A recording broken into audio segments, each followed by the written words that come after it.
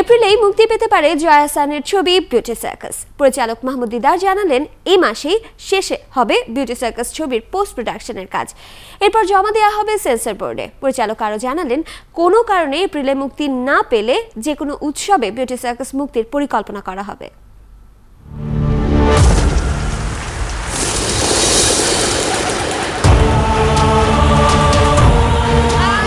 Beauty circus চলচ্চিত্রটিতে নাম ভূমিকায় beauty চরিত্রে অভিনয় করেছেন অভিনেত্রী জয়া আহসান। মুক্তিযুদ্ধ চলাকালীন সময় গুড়িয়ে দেয়া এক সার্কাস দলকে পুনরায় সচল করতে বিউটির সংগ্রামের কথাই তুলে ধরা হয়েছে ছবিতে। বিউটি সার্কাস বিউটিরই সার্কাস ছিল, তার উত্তরাধিকার সূত্রে প্রাপ্ত সার্কাস, সেটার মালকিন, সেটা মোহময়ী সুন্দরী, সে খেলাও দেখায়।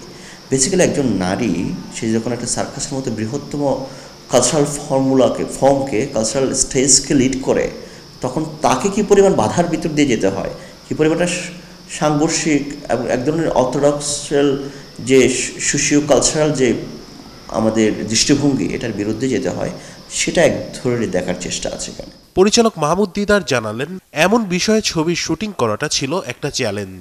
পরিশ্রম করতে হয়েছে কলাকুশলীদের। বাংলাদেশের লিডিং অ্যাক্টরসরা কিন্তু বিউটি সার্কাসে অ্যাক্টিং করেছে। Jaya Ahsan definitely unparalleled and one and only. So Jaya Ahsan beauty ক্যারেক্টারকে যেভাবে পোর্ট্রে করেছে, it's a kind of fight আর কি। কোনো আর্টিস্ট এতটা ডেডিকেশন, জীবন ঝুঁকি নিয়ে, সো হয়তো অনেকে করবে। আমার মনে হয় যে আমার দেখা এবং আমার জিনিসের ভিতরে আমার ক্যারেক্টার যেভাবে পোর্ট্রে করে, চরিত্রের সুবিচার করে, এটা একমাত্র মানে জয়া আহসান বিউটি ক্যারেক্টারকে অন্য মাত্রায় নিয়ে গেছে। অন্যান্য অ্যাক্টর যারা আছেন তারা তো অনেক শক্তিশালী। ফেরদৌস ভাই আছেন, তকির ভাই আছেন, শতাব্দীদা আছেন, এবিএম সুমন আছেন, দুর্দান্ত লোক। শুটিং শেষে চলছে পোস্ট প্রোডাকশনের কাজ। আসছে এপ্রিল মাসেই চলচ্চিত্রটি মুক্তি দিতে চান পরিচালক। এপ্রিলে যাওয়ার জন্য প্রচণ্ড চেষ্টা চলছে।